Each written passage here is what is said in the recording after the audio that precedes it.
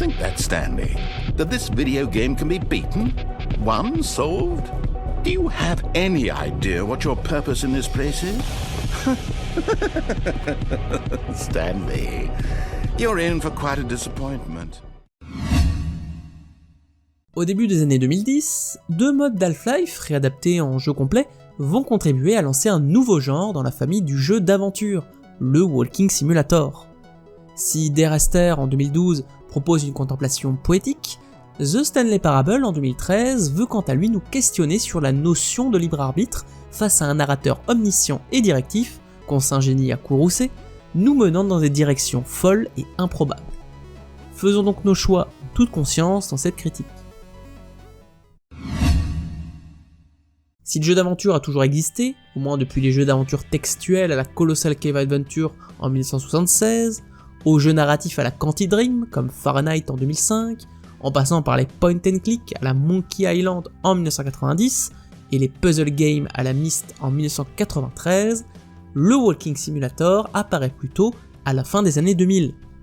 Par définition, il désigne un soft dont la principale et souvent unique interaction consiste à marcher pour explorer un environnement et dévoiler une trame narrative.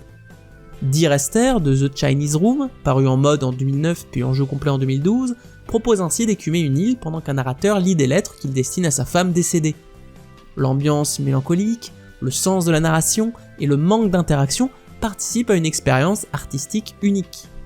Si très vite le genre se diversifie, autour de l'histoire à tiroir de What Remains of Edith Finch en 2017, les chouettes discussions de Firewatch en 2016, The Stanley Parable propose un concept plus singulier, basé sur un échange entre un narrateur pseudo-omniscient et le joueur, où chaque action de ce dernier, en dehors du script, provoque des remous narratifs conséquents.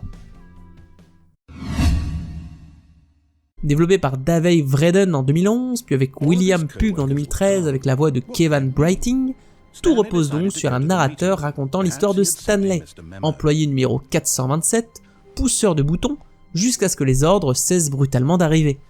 Sous les injonctions du narrateur qui nous dit quoi penser et quoi faire, nous commençons donc par explorer un ensemble de bureaux vides.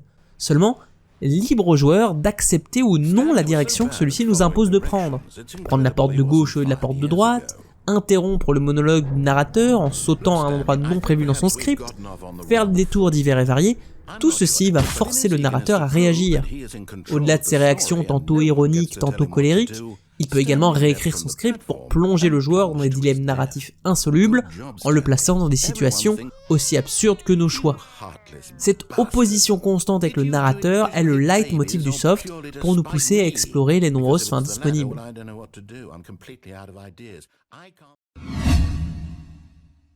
Le soft nous fait nous poser la question du choix, entre le libre arbitre de choisir ce que l'on souhaite, au détriment de la volonté du narrateur, et le déterminisme où nous emmène le narrateur si on l'écoute, et finalement même si on ne l'écoute pas, car il contrôle encore la suite de l'aventure une fois qu'on a pris la tangente.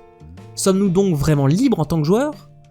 Le jeu nous emmène par ce biais dans une analyse métatextuelle du jeu vidéo, entre ce que le jeu raconte, ce que nos interactions avec le jeu racontent, et comment ces deux récits peuvent s'opposer à l'image de cette lutte avec le narrateur.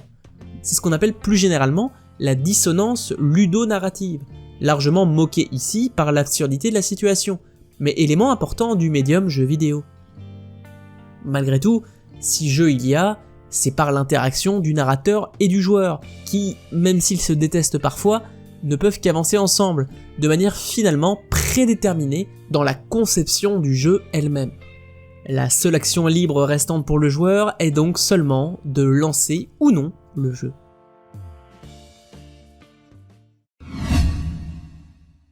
The Stanley Parable est un délicieux jeu méta, qui profite d'un narrateur talentueux, d'une bonne écriture et de choix suffisamment variés pour nous occuper quelques heures, dans un soft où il s'agit finalement uniquement de marcher et d'écouter quelqu'un parler.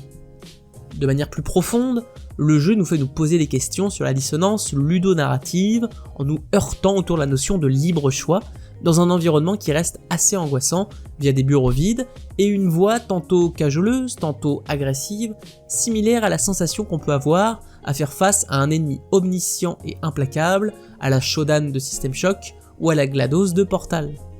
Je note donc ce jeu, volonté sur omniscience.